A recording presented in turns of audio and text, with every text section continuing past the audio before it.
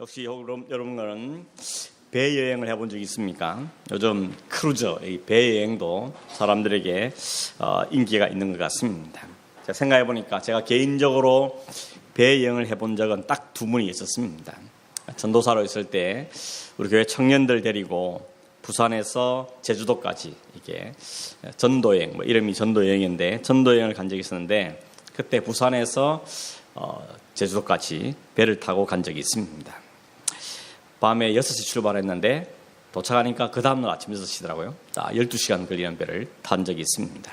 또 한 번은 대학원 다닐 때 필리핀으로 학생들이 선교여행을 간 적이 있었는데 그때 한번 필리핀 마닐라죠. 마닐라에서 민다나오 섬까지 배를 타고 간 적이 있습니다. 딱 두 번 배 여행을 해봤는데 둘 다 밤중에 탔습니다. 저녁에 타서 아침에 도착을 하니까 밤새 무슨 일인지 아무것도 모릅니다. 그냥 자고 일어나니까 아침에 배가 도착이 있었습니다.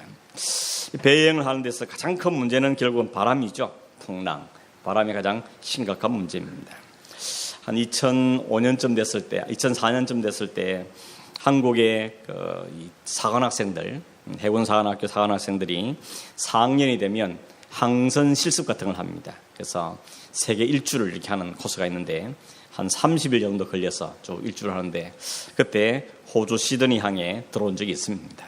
때마침 거기 같이 왔던 군목이 다 동기였기 때문에 배도 구경도 하고 또 와서 같이 식사도 하고 뭐 그런 좋은 시간을 가진 적이 있었는데 그때 하는 이야기 그랬습니다. 오는 동안에 죽을 뻔했다고.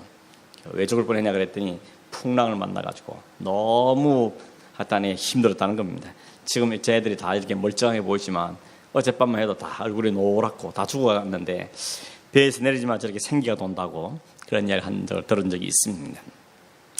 지금 오늘 읽은 성경 본문에 보면 사도 바울이 로마로 가는 중에 있는데 배를 타고 가고 있습니다. 가이사를 출발해서 로마까지 가는 배를 타고 가는데 아마 이때가 풍랑이 좀 심했나 바람이 심했나 봅니다. 그래서 사실은 직선으로 가면 빨리 갈 터인데 직선을 가려면 지중해를 통과해서 큰 바다를 거쳐서 가야 되는데 바람이 심하니까 지중해를 곧바로 못 가고 육지 가까운 곳을 거쳐서 이렇게 여행을 하고 있습니다. 그러다가 처음 출발한 배는 조그만 배였기 때문에 중간에 알렉산드리아호라는 큰 배로 갈아탑니다. 무려 276명이 타는 그 당시에는 거기다가 사람만 270명이 탈 뿐만 아니라 이집트에서 생산된 많은 곡물을 싣고 로마에 가서 파는 그런 무역선이었습니다. 그러다 보니까 사람도 많이 타고 또 거기에 잔뜩 곡물을 싣고 가는 그런 큰 배였습니다. 그 배를 타고 난 사람들 다들 꿈에 부풀러 있죠. 이제 로마로 간다. 거기 가서 장사를 잘하면 수익을 많이 남게 될 것이고 또 가는 중에도 즐거운 시간들이 될 거다 하는 기대를 가지고 출발을 했습니다. 그러나 그 큰 배도 사실은 바람이 크게 부니까 사정이 여의치가 않으니까 속도를 낼 수가 없습니다. 그러다가 바울이 미항이라는 곳에 도착했을 때 백부장에게 건의를 했습니다. 지금 바다가 보니까 만만치 않은데 겨울 바다가 특히 힘든 것 같습니다. 그래서 여기서 그냥 겨울을 지낸 다음에 날이 좀 풀리고 봄이 오면 같이 다시 배를 탔으면 좋겠다라고 건의를 했습니다. 그 바울의 말을 들었던 백부장이 그 말을 들은 다음에 그 이야기를 가지고 배의 선장과 선주와 의논을 했습니다. 그랬더니 선장과 선주는 아니랍니다. 여기 미항이라는 곳은 너무 항구가 좁고 작아서 여기서 겨울 보내기에는 적합하지 않다. 그래서 불편한 항구 말고 조금만 더 가면 베닉스라고 하는 큰 항구가 있는데 거기서 우리가 겨울을 지낼 수 있을 것 같다라고 제안을 했습니다. 이 백부장이 누구 말을 들었겠습니까? 바울의 말보다는 이 선장과 선주의 말을 듣는 게 당연하겠죠. 왜냐하면 잔뼈가 바다에서 굵은 사람들이니까 배에 대해서는 아무래도 이 사람들이 훨씬 더 잘 안다고 생각했을 겁니다. 그래서 그들이 미항을 떠나서 베닉스라는 항구를 향해서 출발을 하게 된 것입니다. 사실은 이 사람들이 미항보다는 베닉스를 선호한 이유는 미항은 너무 작은 항구여서 거기서 겨울 지내기는 재미가 없다는 겁니다. 좀 큰 항구로 가야 거기에 시설도 잘 되어 있고 또 장사도 좀 할 수 있을 것이고 여러 가지 유흥시설 잘 되었기 때문에 거기 가야 좀 살판 날지 살 수 있지. 이런 조그만 총구석에서는 재미가 없다고 생각하기 때문에 큰 항구를 향해서 가게 된 것입니다. 좀 더 즐기고 좀 더 많은 수익을 올리고 그런 마음을 가지고 출발을 한 것입니다. 그런데 여러분 사실은 그것이 좋은 결정이 아니었습니다. 그러나 13절에 보니까 남풍이 순하게 불었다고 이야기합니다. 이제 결정을 하고 출발하려고 그러니까 때마침 남풍이 순하게 불어줬다는 것입니다. 이게 사실은 함정이었던 것이죠. 사람들은 그렇게 속을 때가 참 많은 겁니다. 봐라, 우리가 가려고 결정을 했더니 남풍이 부르지 않느냐, 항해하기는 딱 적합한 바람이지 않느냐, 결정 잘한 거다라고 생각한 것입니다. 근데 사실은 좋은 게 아니었습니다. 사람들은 언제나 잘 속습니다. 왜냐하면 상황과 환경이 내가 생각하는 것 조금 맞다 싶으면 그게 그냥 마음이 뺏기는 경향들이 많다는 것입니다. 그럴 일이 많이 벌어지죠. 요나가 니느웨 성을 가라는 하나님 말씀을 불순종하고 어디로 갑니까? 다시스로 가기 위해서 욥바 항구로 내려갔습니다. 그랬더니 때마침 욥바로 떠난 배가 딱 기다리고 있죠. 그러니까 봐라, 잘 됐지, 내가 이러길 잘했지 라고 생각한 것입니다. 역시 여러분, 이것도 역시 잘못된 것이죠. 오늘 우리가 이런 면에서 영적인 분별력이 참 필요한 것 같습니다. 오늘 세상은 우리의 영적인 분별 흐트린 일들이 참 많습니다. 조금 더 주의를 기울이지 않으면 눈에 보기에 좋은 일들이 딱 기다리고 있다가 그봐, 그게 잘한 거야, 그렇게 살면 되지, 뭐 유단스럽게 살라 그래 라고 우리를 속이는 경우가 많다는 것입니다. 때마침 기다리는 배, 때마침 불어오는 남풍, 이런 것들이 별로 고민도 하지 않고 자신들의 결정이 잘한 것처럼 오해할 가능성들이 많다는 것입니다. 여러분, 미항을 떠나자마자 무슨 일을 만납니까? 14절에 보니까 얼마 안 돼서 광풍을 만납니다. 광풍은 말 그대로 미친 바람입니다. 육지에서 불어오는 이 바람은 얼마나 미친 듯이 불어오는지 자신들이 가고자 하는 방향으로 도저히 갈 수가 없습니다. 그래서 어떻게 합니까? 그냥 바람이 미는 대로 밀려가는 것입니다. 그렇게밖에 갈 수가 없는 상황이 생겼다는 것입니다.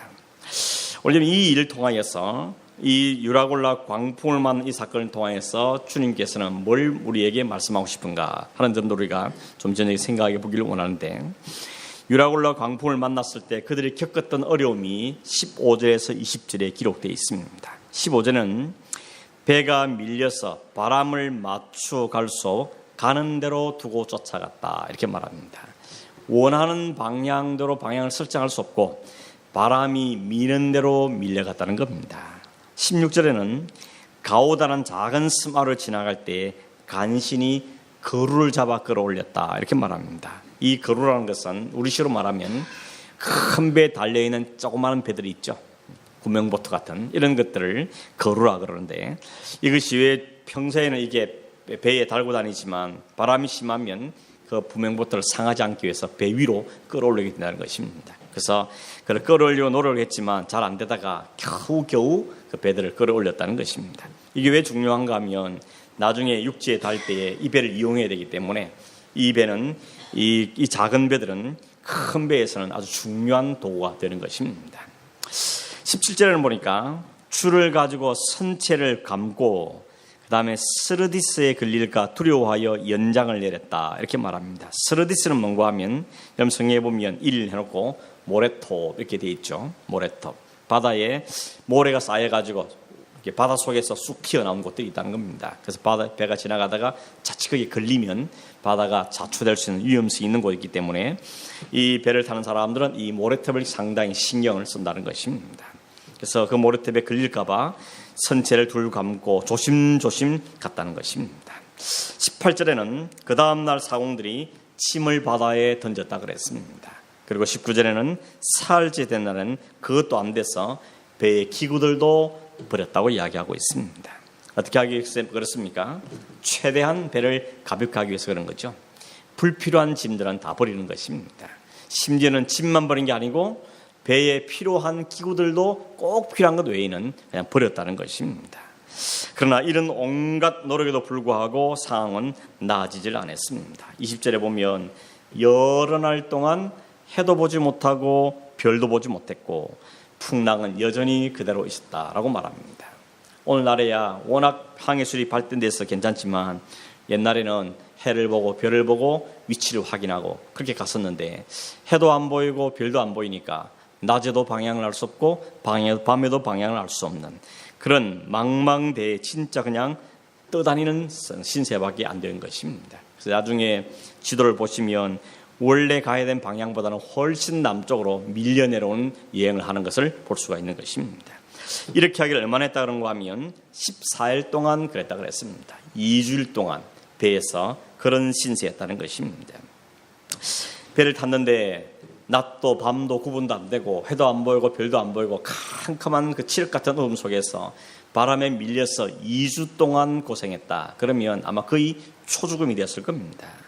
20절에 보면 이 사람들의 마음을 잘 표현해 주는 게 한마디로 딱 표현은 뭔가 하면 구원의 여망마저 사라졌다 이렇게 말합니다. 구원의 여망마저 살았다. 살갑 같은 가능성마저 다 잃어버렸다라는 것을 이야기하는 것이죠. 절망적인 상황에 처했다는 것입니다.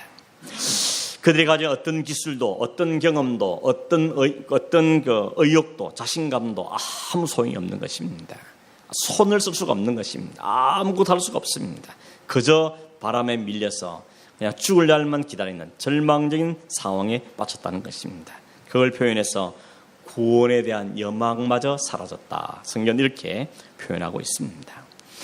혹 여러분 살다가 그런 일을 경험한 적이 있습니까? 살 소망이 끊어졌다. 이 말은 다르게 말하면 살기 싫다는 거죠. 죽고 싶다는 겁니다. 더 이상 살 이유가 없다. 살 희망도 없고 내가 여기 살면 뭐 하겠나 하는 그런 생각들을 한 적이 있는지 모르겠습니다. 사람 살다 보면 그를 경험할 때가 있죠. 특히 한국 땅을 두고 이렇게 이민 땅에 살다 보면 혹 그런 생각을 가지는 분들이 있는 것 같습니다. 어쩌면 한 번쯤 다들 그런 낙심과 절망 가운데 빠진 적들이 있었으라는 생각이 들어집니다. 지금 여러분 로마로 가는 큰 배 알렉산더호를 배를 탄 276명의 사람들이 다 한결같은 마음입니다. 살 소망이 끊어졌습니다. 소망이 안 보인다는 것입니다. 소망이 다 잃어버린 상태입니다. 언제 죽는가, 언제 배가 뒤집힐 것인가 하는 날만 기다리고 있는 것이 지금 이 사람들의 상황이라는 것입니다. 근데 여러분 21절에 딱 한 사람이 모습이 등장합니다. 그 사람은 바울입니다. 바울 이 사람만큼은 276명 중에 275명이 절망에 빠져 있고 흑암에서 공포에 시달리고 있고 먹지도 못하고 마시지도 못해서 힘들어하는 그런 절망의 나락 속에 빠져 있는데 유일한 한 사람, 딱 한 사람만이 우뚝 일어서더니 많은 사람 향해서 이야기하는 것입니다. 22절에 그러죠. 여러분 안심하십시오 라고 말하고 있습니다. 안심하십시오. 너희 중에 아무도 생명을 잃을 사람이 없을 겁니다 라고 저 단호하게 사람들에게 위로와 소망의 말을 전하고 있습니다. 여러분 모두가 다 절망하고 살 소망마다 끊어진 이 상황에서 어떻게 바울은 뭘 근거로 이렇게 사람들을 위로하고 격려할 수가 있느냐는 것입니다. 오늘 세상은 절망 속에 빠진 사람들이 많습니다. 어쩌면 세상은 미친 듯이 세상의 모든 문화 환경들이 우리를 뒤집어 엎은지 모릅니다. 이런 속에서 어떻게 살 소망을 잃어버리는 그 상황 속에서도 소망을 가질 뿐만 아니라 다른 사람들에게 소망을 가지라고 도전할 수 있는가, 그 삶의 비길, 그 태도의 비길이 무엇인가 하는 것입니다. 그게 뭡니까? 바울은 지난날 밤에, 어젯밤에 뭔가를 보았습니다. 누군가를 만났습니다. 그리고 뭔가를 들었습니다. 이것이 그를 이렇게 만든 힘이었던 것입니다. 25절에 보니까 23절 25절에 보니까 바울은 지난밤에 하나님의 사자를 만났다 그랬습니다. 그리고 하나님이 전하시는 말씀을 들었습니다. 그 말씀 내용은 뭡니까? 바울아 두려워하지 마라. 네가 반드시 로마에 가게 될 거다. 로마 가게 될 거란 말은 여기서 안 죽는다는 이야기죠. 네가 로마에 가서 가이사 앞에 서게 될 거다. 그리고 276명의 생명을 너에게 내가 붙인다 라고 말씀하셨던 겁니다. 하나님 말씀을 들었던 그 바울이 그날 밤 지나자마자 아침 되자마자 사람들에게 우뚝 서서 말하는 것입니다. 여러분 안심하십시오. 나는 들었습니다. 나는 보았습니다. 나는 분명하게 확답을 받았습니다. 하는 확신을 가지고 그들에게 이야기합니다. 그러면서 말하기를 나는 내게 말씀하신 그대로 될 것을 믿습니다 라고 말합니다. 왜 믿습니까? 그 말씀하신 분이 하나님이시기 때문인 것입니다. 내게 말씀하신 그분이 하나님이기 때문에 나는 그 말씀대로 될 줄을 믿습니다. 그러므로 나는 안심했습니다. 여러분도 안심하십시오 라고 말하고 있는 것입니다. 여러분 여기서 가장 중요한 게 뭡니까? 누구에게 듣느냐는 것이죠. 누구를 만나는 것이죠. 누구로부터 확신을 가지게 되느냐, 이게 굉장히 중요한 것입니다. 우리는 다급하면 내 자신에게서, 내 경험에서 혹은 주변 사람들로부터 뭔가 도움을 얻으려고 애를 쓰지만 물론 그 도움은 되긴 하겠죠. 그러나 그것은 우리의 결정적인 도움은 될 수가 없는 것입니다. 진짜 우리를 도울 수 있는 것은 우리의 말씀하시는 그분 하나님의 음성뿐인 것입니다. 여러분 하나님의 음성을 듣고 사십니까? 하나님 만나고 사십니까? 언제 만납니까? 어떻게 만나십니까? 무슨 말씀을 들으셨습니까? 하나님 우리에게 오늘도 변함없이 말씀하고 계십니다. 옛날에는 직접 음성을 통하여서 혹은 천사도 보내고 환상을 통해 사용했다면 오늘날은 기록된 하나님의 말씀을 통해서 하나님 오늘도 지금도 부지런히 우리에게 말씀하고 계십니다. 문제는 들을 귀가 있느냐는 것이죠. 하나님 오늘 우리 삶 속에 여전히 역사하고 계십니다. 열심으로 역사하고 계시고 부지런히 역사하고 계십니다. 문제는 우리 가운데 역사하신 그 하나님을 우리가 볼 수 있는 눈이 있느냐는 것입니다. 볼 수 있어야 되고 들을 수 있어야 마음에 확신을 가질 수 있는 것입니다. 물론 여러분 제가 환상을 보라, 환청을 들으란 말이 아닌 줄 아시죠?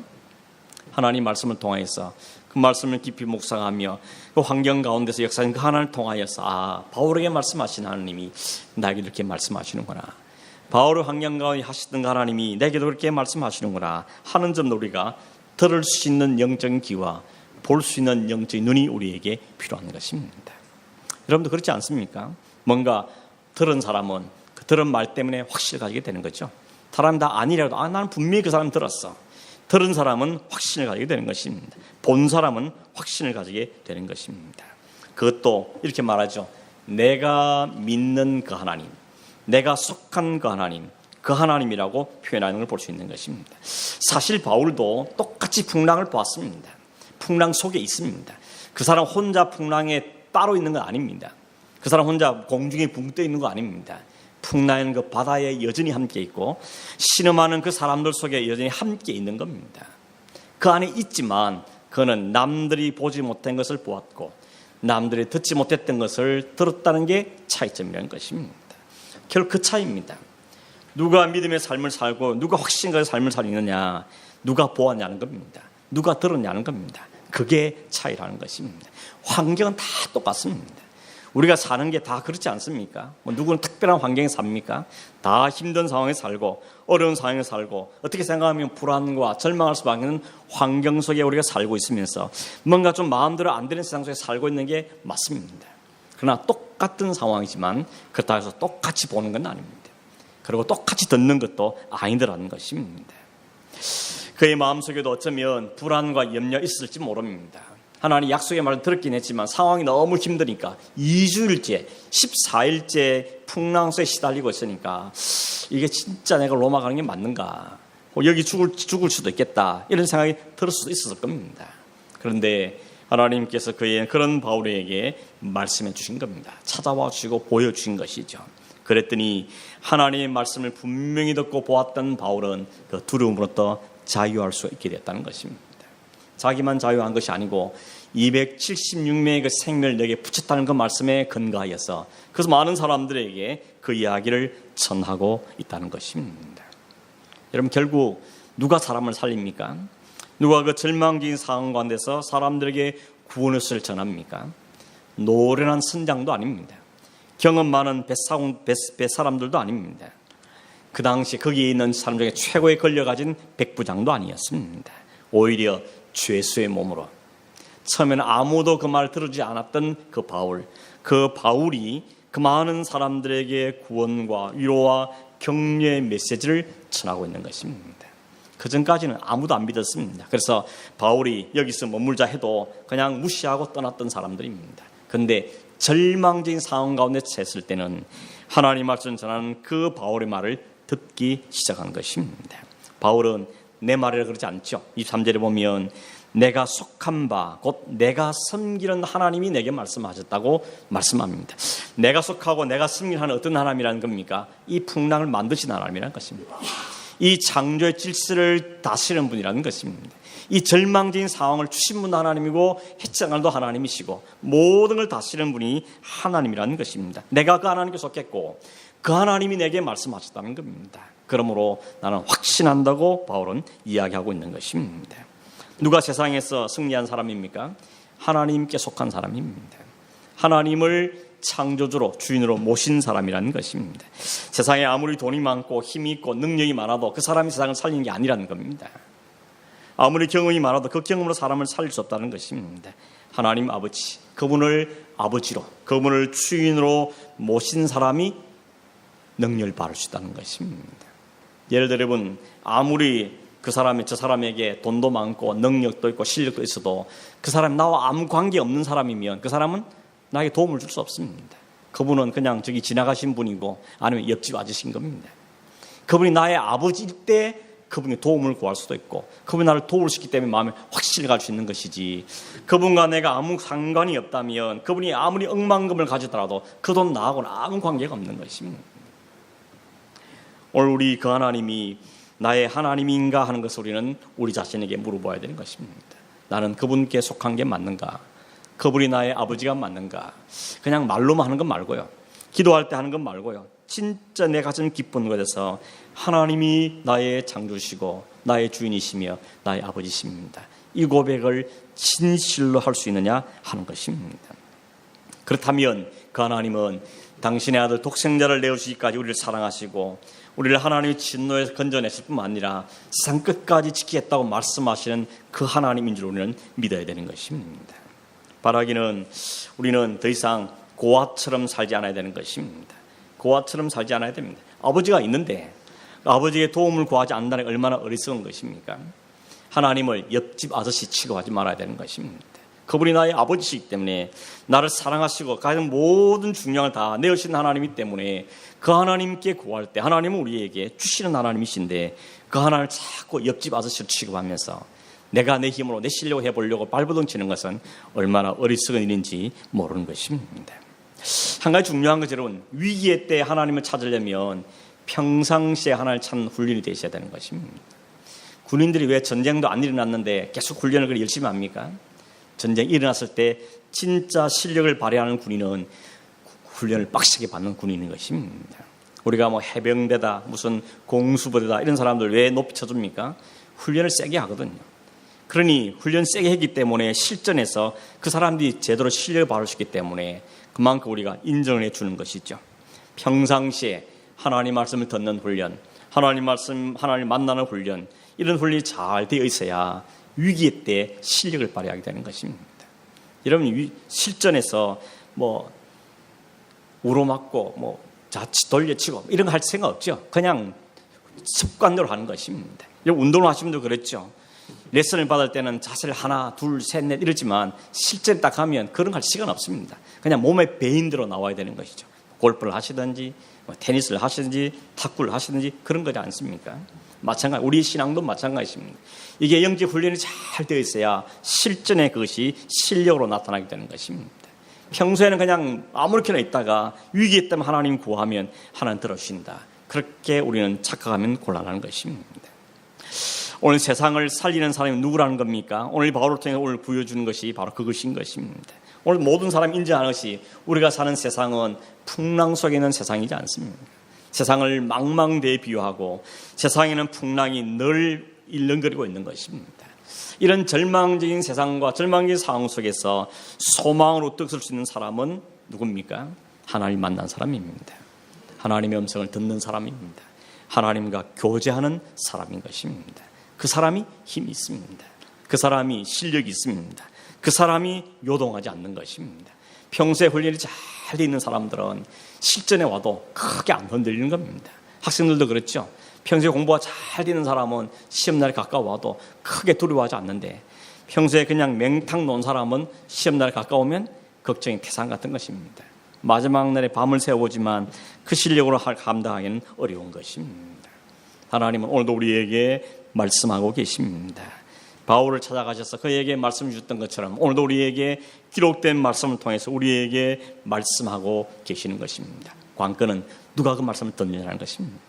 관건은 누가 그 말씀을 내 것으로 삼느냐 받느냐는 것입니다. 거기에 차이가 있는 것입니다. 상황은 다 똑같습니다. 그걸 뛰어넘을 수 있는 실력이 없는 것도 똑같습니다. 문제는 그 하나님이 나의 하나님이 맞느냐, 그분이 나의 아버지가 맞느냐 하는 것이 차이점이라고 말할 수가 있는 것입니다. 오늘 여러분 세상이 절망적이라면 그 절망의 한가운데 있어서 여러분 안심하십시오. 내가 속한 하나님, 내가 섬기는 하나님이 나에게 이렇게 말씀하셨습니다. 라는 것을 믿음으로 보여줄 수 있는 것이 성도인 것입니다. 하나님 땅에 성도를 왜 보내셨습니까? 그 모습을 보이라는 것이죠. 하나님 누구신지, 그리스도를 따르는 어떤 삶인지를 보여주라고 우리를 세상에 내어놓는 것입니다. 그런데 세상 사람이 우리를 바라보면서 아무런 도전도 받지 못하고 그럴 바에야 차라리 교회 가지 마라, 만약 이렇게 말한다면 얼마나 우리가 하나님의 부끄러운 모습이겠습니까? 말씀을 맺습니다. 오늘도 세상은 광풍이 몰아치는 미친 바람에 부는 그런 바다와 같은 곳이죠. 사실 여전히 지진과 기근과 전쟁과 테러와 전염병과 실업과 온갖 것들이 세상을 뒤흔들고 있는 것입니다. 어딜 가도 사실 안전지는 없는 것 같습니다.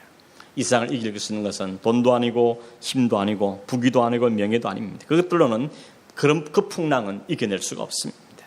사람들은 그 속에 허덕이고 지쳐가고 살아갈 힘마저 빼앗기며 살고 있다고 생각이 들어집니다. 이런 세상 풍랑 속에서 함께 살지만 그 속에서도 분명하고 확실한 말을 해줄 수 있는 사람, 보여줄 수 있는 사람, 그게 바로 성도며, 어떤 성도입니까? 믿음 있는 성도인 것입니다. 하나님을 믿고 그 하나님의 부탁 받은 사람이 그 상황 속에서도 하나님부터 위로를 받고 믿음을 가지고 세상에서 말할 수 있는 사람이 될 수 있는 것입니다. 오늘 세상은 우리에게 그런 말 듣고 싶어 합니다. 자기들은 그렇게 못 살면서 오늘 우리 그리스도인들에게 그 말 듣기를 원하는 것입니다. 은근히 기대하고 있는 것입니다. 그런 우리에게 말해줄 수 있는 조화는 되기를 바랍니다. 풍랑 가운데서도 함께 하시고 우리에게 말씀하시고 하나님, 그 하나님 우리가 깊이 교제하고 그 말씀 날마다 듣고 그 말씀의 확신을 가지고 우리의 모든 삶의 속에 그 하나님 때문에 능히 승리하면서 또 그리스도의 말씀으로 그들을 위로하고 격려하고 도전하는 그런 삶을 살아가는 저와 여러분 되기를 바라고 또 우리 교회가 되기를 간절히 바랍니다. 한번 기도하겠습니다. 우리 합심해서 한번 기도할 때에 하나님 우리에게 믿음을 주십시오. 하나님을 보기를 원하고 검성을 듣기를 원하고 확신하기를 원합니다. 풍랑이 있는 바다 같은 세상 속에서도 요동하지 않는 평안을 유지할 수 있는 믿음의 실력자들이 되기를 원합니다.